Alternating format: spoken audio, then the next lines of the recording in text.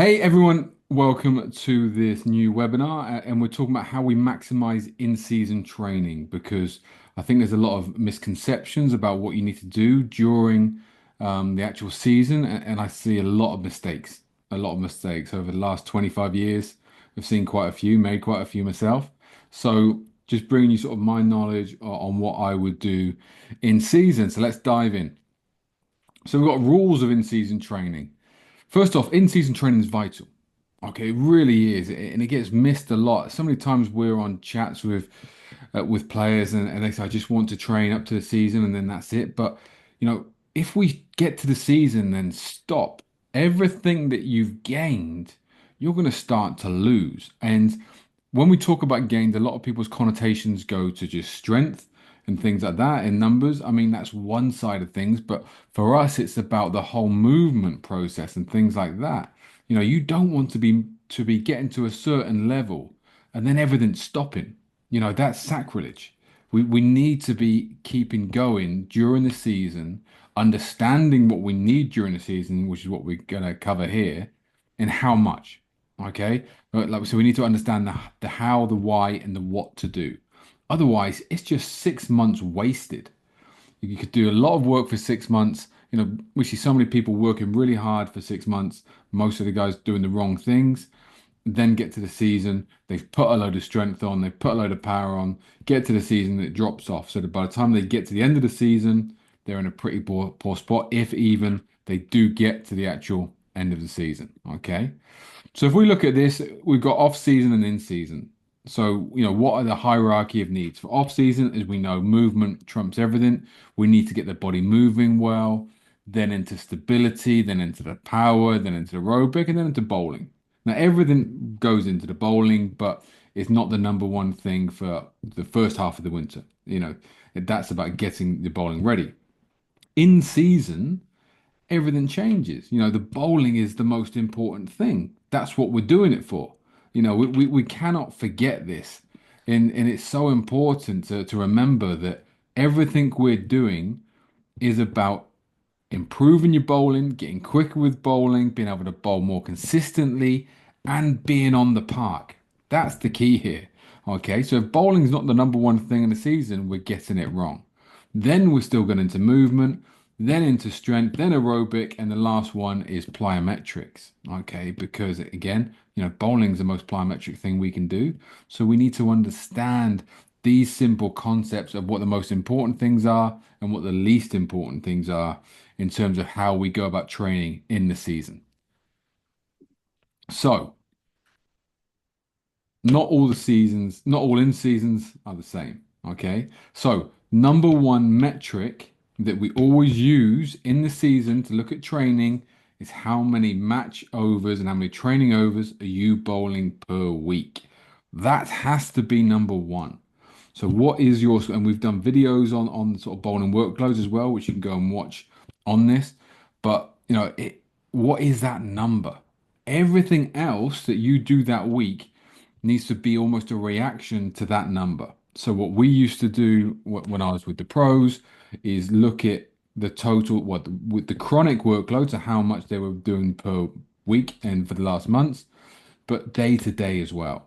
If they suddenly were chronically around 25 and then had a week when they were 45, we'd have to change everything for them because once you're doing that sort of, you're going that far over, which is almost double, then there's big red flags. Okay. So all the training has to be based around what was on the week, what bowling you've done.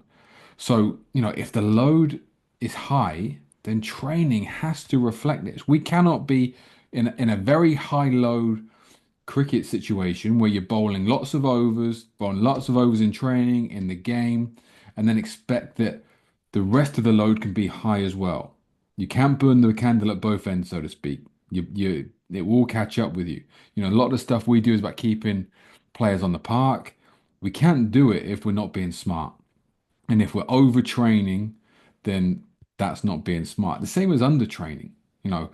And again, if the amount of overs you're bowling is low, 10 to 15 overs maybe, we have to be doing more to support it. So it's key that we know those numbers. And this can change week to week. Again, with form, the captain might not be picking you, they might not be bowling you as much. You might only be bowling 2 to 4 overs because you're not going very well. There could be rain about, could have a bye week, whatever it might be, might go on holiday. All these things come into play, which is why we need to be sort of on the money with what we're doing in season. So if we're looking at this and we're looking at, low overs, if we're looking at 15 and under, and then we're looking at high overs of 25 per week and over. So if we look at the first one, let's get that out of the way, um, of low overs under 15, then things then that we'll be looking to train would be plyometrics because we're not doing that many contacts when bowling. Power and sprint work again for the exact same reasons. If we're not doing it with bowling, we have to make it up somewhere else. So then power and sprint work come into play. So then we're looking at the medi balls and things like this. Bowling conditioning work, getting the drills done with the bowling. A typical bowling conditioning session is around 6 overs, which is perfect. Say you have a rain day on a Saturday, to do a bowling conditioning day on a Sunday helps things tick over massively. Okay. And then just keeping that load up. So we do that with the plyometrics, with the sprinting, with the bowling conditioning, helps keep you on an even keel around that sort of 15 to 20 over mark, which is where we want to stay. Now, if we're high, 25 overs and more, there's different priorities. We've got to think of movement. We're thinking of strength. We're thinking of cross chain work, making sure everything's working well. We often talk of the analogy with the kinetic chain being very much like a hose pipe. If the water's running, beautiful. The hose pipe's clear. If we've got 2 or 3 kinks in a hose pipe and keep trying to turn the water up, it's not going to come out the other end and we're going to be in trouble. Okay. And it's minimal load. 25 to 30 overs a week is a decent enough amount of load through the body in terms of sagitally through axle loading. We do not need to be doing more. So if you're doing 25 overs plus, we don't need to be going and doing sprint work really. We don't need to be going on long distance runnings. We don't need to be doing a lot of jumping. You're doing that. You're doing that in the bowling. So we need to have the training come level with the event, which is the bowling. Okay. It's got to liaise with it. They've got to be bedfellows, work together. And that's the key with all this training. And why? The body needs a support. Okay, like we say, bowling's a massively tough thing for the body to do, massively tough. So we need to give it all the support it needs to be able to keep doing it. So we're not just sort of almost falling from one week to the next, trying to get everything right. We can actually use and understand what we need to do. So when we get to game day on a Saturday, Sunday, we're peaking for it, again and again and again. So we're not having that fatigue and feeling tired, stopping training and just bowling is the road to injury. We have to be training. And again, training is not about fatiguing. The trouble with the connotation of thinking of training is you think of strength training and getting knackered and fatigued, and that is not what it's about. Nowhere near what it's about. It's a tiny, tiny portion. And even then, it's understanding what you do. So say you enjoy doing a trap bar deadlift and your PB for 3 reps is around 160.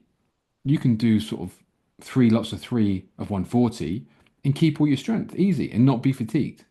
It's taking those reps down, understanding how we do that. Like I said, it's helped to peak, but we can keep improving. The number of players who've come on the one-to-one plan and going through a season and they've improved massively despite the season is huge. The only time it's really tough is if it is you're a pro and you're bowling, game wise, maybe 5 days a week, training another day. Now, then we're making sure the body's working well. But if you're not, you can still make massive gains during the season. Okay. But some things don't change. We still nail the soft tissue every night. We need to be ruthlessly consistent with this. Ruthlessly consistent. That is, such a priority, Andrew. Keeping the fascia working well, absolutely huge. Again, we've done loads of videos on the fascia. Make sure we're using the guns, we're using the vibration therapy. We're also getting the right hydration in. We're helping the body with things like vitamin C and collagen.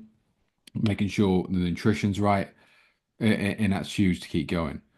Now, warm-ups as well, vital. Vital, we use those. Our warm-up routines mean when we're doing everything, we can kill two birds with one stone. So, because we can get a little bit of dose work in and around the back foot if we need to, or something like that, but we're not overloading it because, that's a great 15, 20 minutes in the warm-up to be able to dose these things, which we can't do in training because the load's too high.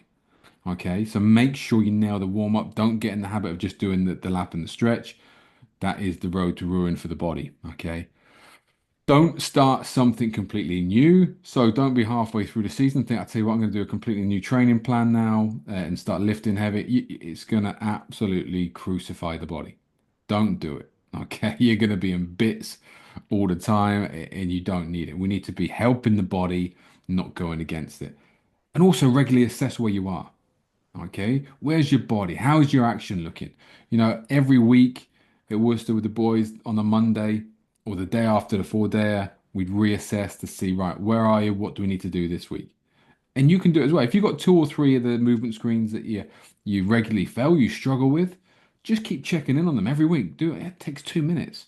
You can say, right, okay, actually, I'm okay here. This is going forward. Or, I bowled 30 overs last week and now my hip internal's gone from 30 to 25, and let us know. But these little markers are always there. Okay. So that's an overview of how you approach a season. Like I said, it's crucial.